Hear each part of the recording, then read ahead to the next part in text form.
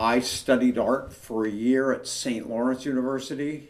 I studied art history. I wasn't allowed to be in the art class, but I would cut all my other classes, my required classes, and I spent the whole year in the art room where I wasn't allowed to be, and all the art teachers just assumed that I was one of their students.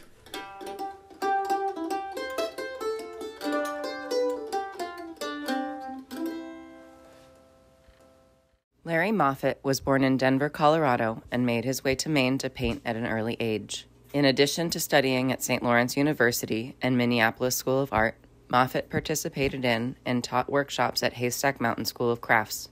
Artist and educator William Holst became Moffet's mentor on Deer Isle and helped to expand his artistic vision.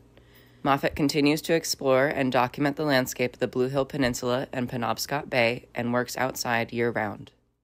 I first came to Maine camping in about 1961 when I was 12 years old and fell in love with the place, camping on the ocean and going fishing.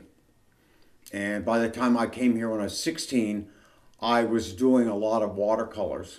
And I came back hitchhiking up to Great Spruce Head in 1967, and I'd made a backpack with a big roll to hold watercolor paper, and I was going down the waterfront doing a lot of watercolors. I use colored pencils both for oil painting and for pastels, and I will make a basic outline the position of things in a light layer colored pencil. I have tried a lot of times to work just with a brush, and I like drawing just with a brush, but I guess my own way is to do it with have a pencil in the process, but it's usually such a light tone that it largely disappears later on. You repeatedly work on similar views. Motifs, yes. Motifs. Can you tell us about why you do that and how you see it differently every time?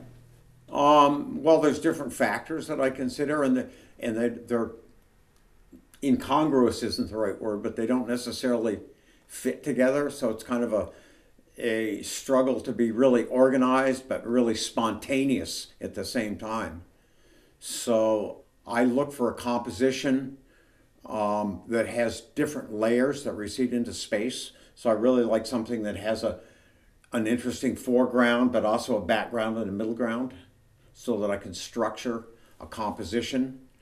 So that's one of the considerations. The other is I do a lot of mathematical ratios when I do a composition, that I will lay out and measure the landscape and how that relates to my rectangular sheet of paper, and work hard to fit the two together. And so there'll be in the early stages of setting up a painting, I'll use a ruler and do a lot of measuring. I always like to say if you made one good image in your whole life, you would have accomplished something. But I'm still trying to unlock, the mastery of painting, and to me, making a good art of any kind is making something new that somebody else didn't make before.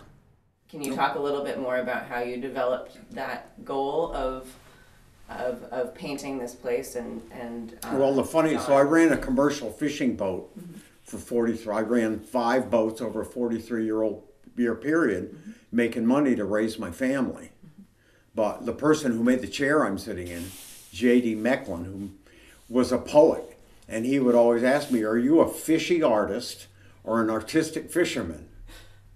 And that was a question he'd raise, and I came to realize over time that I'm a fishy artist, because I could give up fishing, but I wouldn't be able to give up making art. It's kind of how I came to it. Is in the background, I've always known that central to who I am was my idea of trying to make a good painting.